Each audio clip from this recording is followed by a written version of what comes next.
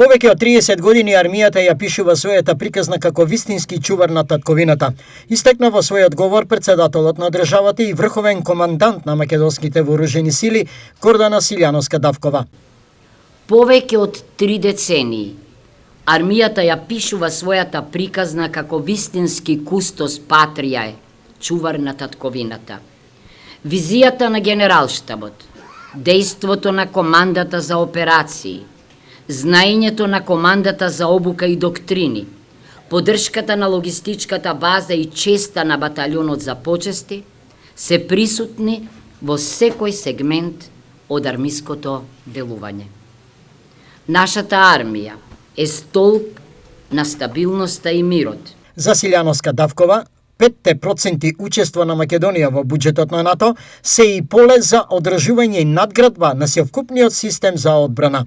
Финансирањето не се однесува само и пред се на оружјето, туку на севкупниот систем што го градиме и ќе го градиме. Предвидените издвојувања не треба да бидат само трошок, туку и влог и инвестиција, не само во одбраната, туку во само одржливоста на македонските институции, во нивната функционалност, во нивната ефикасност и ефективност за доброто на граѓаните, а не на функционерите и политичарите и нивните лични и колективни интереси. Постојаното инвестирање во подобрувањето на квалитетот на нашата армија е проследен со низа позитивни примери, истекна министерот за одбрана Владо Мисајловски. Во новите лесни оклопни инженерски возила, во новите артилериски орудија Боран, кои неодамна ги промовиравме, во нова и напредна опрема, која ни овозможува да кажеме македонската армија е НАТО армија. Минатата недела пристигна уште 29 нови лесни оклопни возила од американско производство, што бројот на овој тип возила наменети за македонската армија се искачи на 67 вкупно 96 кои се предмет на набавка. Напоредно со ова е редовното учество на македонските вооружени сили на сите НАТО вежби, каде резултатите се видливи за нејзината подготвеност.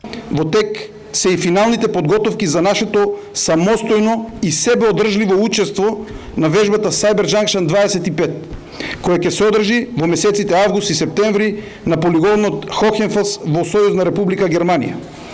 Таму нашите сили ќе демонстрираат високо ниво на тактичка, техничка и логистичка подготвеност, како и способност за самостојно действување во сложени оперативни средини, рамо до рамо со единиците од вооружените сили на САД, но и од другите сојузнички армии. Во касарната Јане Сандански во Штип денеска се одржа централната свеченост по повод 33-тиот роден ден на македонската армија, на која присуствуваше шефот на државата и командант на армијата на Република Македонија Гордана Силјановска-Давкова, премиерот Христијан Мицкоски со речиси цела влада, како и воениот врв на армијата.